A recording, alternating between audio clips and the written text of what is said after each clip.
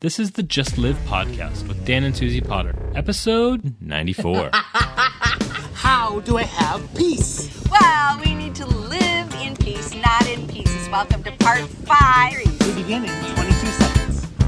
Live life, see the good days in it, just live. Live life, see the good days, see the good days. Follow your potential and live life, see the good days in it. Thrive.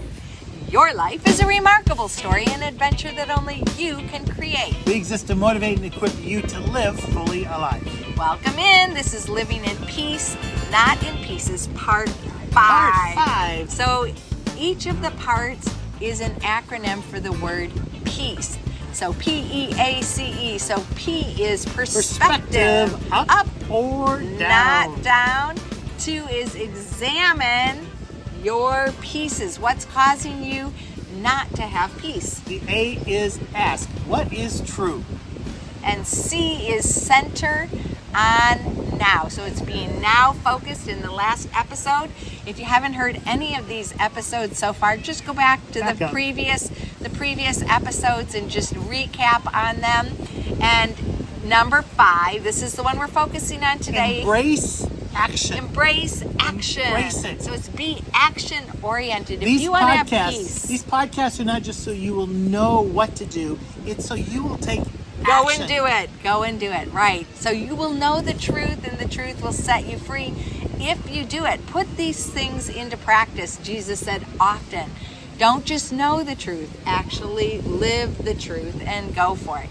Once again, we're talking about if you don't have peace, if you're living in pieces, check your connection to yourself, check your connection to others, and check your connection to God. Also, just check your perspective of what you think is true or not. And if you're being more past or future oriented and not being centering on now and what you can control and what you can't, you might actually lose your peace. I would encourage you to take out a journal or a piece of paper, write down the word peace as an acronym, and then fill out P, E, A, C, and E. Snap a picture of it and have it on your phone. Because if you're not in a place where you've lost peace today, tomorrow is coming. It is coming. Lots of opportunities. And this is such a great tool that the next time you're finding yourself in pieces, you go, whoop, perspective. What's my perspective? And you just begin to go examine your down the pieces, list. center on now. That's Ask what part is of true. embracing the action. But there's a tool we use a lot called the fat triangle. And I think for me, this probably is what helps me the most to really embrace the action and move back into a place of peace. If you've had any kind of therapy or whatever, it's called cognitive behavioral therapy. But I couldn't remember all of those things, and a friend of ours helped us say fat one time, I think. And so imagine a triangle. So if you're watching us, just put your 2 hands together, your 2 thumbs are touching together, and then put all your fingers together If like you're a not little watching house. this, you can imagine a triangle from Yeah. kindergarten. So then take your thumbs and point it to yourself, and then the arrow goes out. And I want you to visualize that picture. So the 2 parts that hit your body, which is kind of near your wrists, that is your feelings and your thoughts. So feelings and thoughts are real to the person, to the puppy, I wanted to say. I just want you to know that both Suzie and I work in different ways. I normally start with thoughts. Suzie normally starts with feelings. Our actions start in those places. If I'm going to move into a place of pieces, it starts with some stinking thinking for me. And for me, it's, do I have stinking feelings? I don't know. But fluffy feelings. Fluffy feelings, I don't know. But the feelings become my truth instead of actually having the truth to be set free. So whichever way you go or whichever situation, the feelings and the thoughts are very internal. We don't know what they are. Sometimes we see evidence that we're having some stinking thinking or that you're feeling low. You know, if we really know the person around us, we might notice that. But essentially, only we know what we're thinking and what we're feeling. And it's really good to have safe people around you. Dan is my safe person. He's my soulmate. He's my husband of 38 and a half years, and I could just go on and on. He is really a great person. Since he's so good at thinking, I rely on him often to help me understand thoughts I should be having when I'm starting with my feelings and I don't quite know the truth and don't have that process of asking what is true down yet. We have a really good friend who's a coach, David Taylor, and he just recently said, what was the best book you read this year? And for me, it was by a guy named Joshua Axe, and it was Think This, Not That.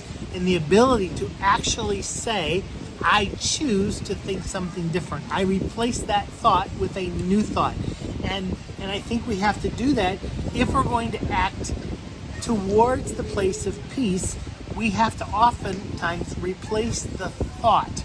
We have to think this, not that. If you're looking for a great book, it is a great one. It's simply called Think This, Not That. But it really helped me to look at, in these places where I am in pieces, I have a full right to exchange my thoughts. I can trade them for something else. I can replace them with something else. And I think that's the action I have to take. So for me, when I think about this triangle, I have to begin by saying, what do I choose to think rather than what am I just going with the flow and I have no idea where it's going to take. I get to choose that. And that's part of the action I take.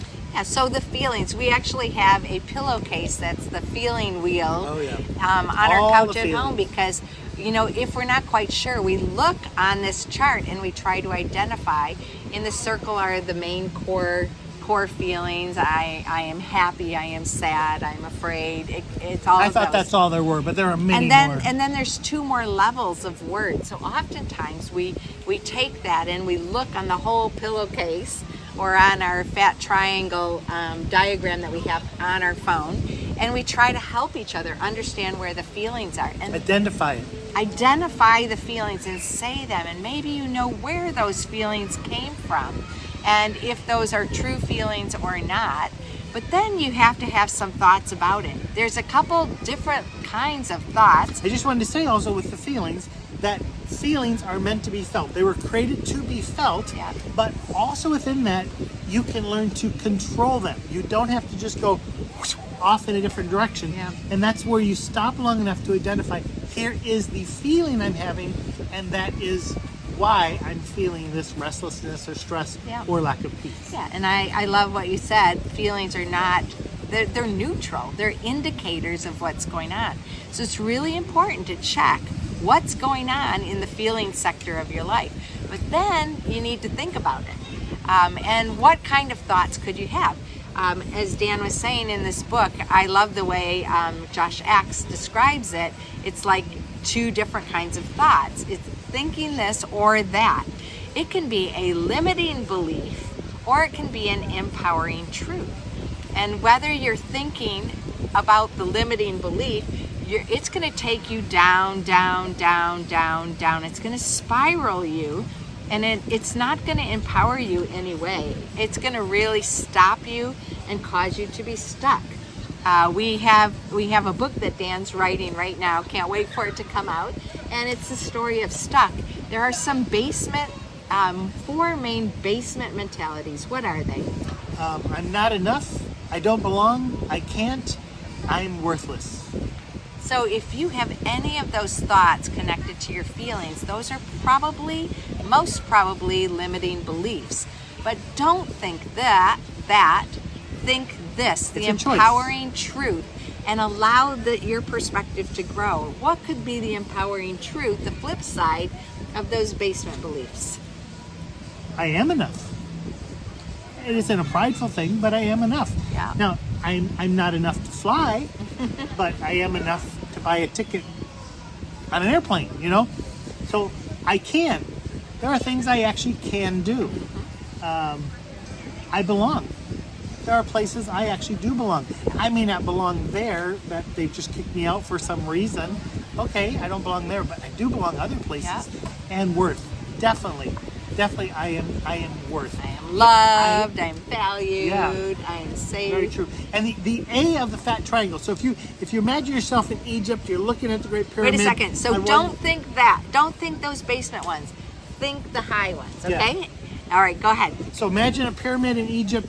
On one bottom corner, there is this big F, and those are the feelings. And over in the other corner, there's a big T, and it's your thoughts. But if you go up the pyramid to the very top, that's your actions. Yeah. And I want to empower you with this thought.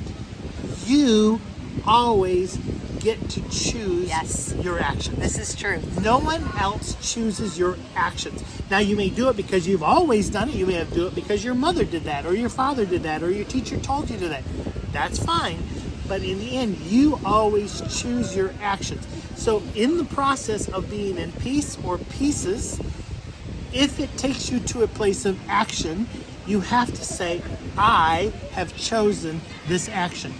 Because of the way my church did something, no, you can't blame it on them. Because of them, because of my brother, because of what was always said. No, you choose your action. And it's so good not to blame it on anyone else, but to realize I have the freedom to choose. Right. And if we're going to live in peace, not pieces, we have to say, in my feelings, in my thoughts, and in my actions, I get to choose the direction I'm going in. So once again, if you've got this diagram, the feelings and the thoughts are internal, but the actions, that point of the triangle, is what you get to do. There's always something you can do that helps you with the empowering truth aspect to keep you from being stuck in those thoughts and those feelings and actually doing something. And once again, if you do not know what to do, reach out to a friend, reach out to Jesus, reach out to somebody who can help you in that. If you reach out to us. We're if you have coaches. nobody else, we would love to support you in this. We coach a lot of people how to move from pieces back into peace. Yeah. That's what we do. We love to do that, and our greatest hope is that you will live in peace. You can. Yeah. You don't have to accept this lie that, well, everyone's in peacelessness, so I am too. No. Yeah. You can choose to live in peace. Put those pieces back together and live. Action. So we've been in this series, this 5-part series, Living in Peace, Not in Pieces. The P is perspective, up or down. The next one is examine your pieces. A is ask what is true. Know the truth and be set free. The next one is center on now. And the last one? The one that we've been working on today is embrace the action. So don't just get stuck in the thoughts and the feelings. Hopefully it's a empowering thought that you're moving on. Take action. Do what you can about it now. And may you live fully alive as you love your life, your world, and your God. My name's Dan. I'm Suzie. Together we are Doozy. Live fully. And love fully. Thanks so much for joining us for this Living in Peace, Not in Pieces. We're going to peace out here. Out. Once again, if there's anything that we can support you in, action-oriented thoughts, feelings, any of these things we've been talking about today, please reach out any of the ways that we are connected, or find all of our connection spots on Doozie.com. That's DUZIE.com.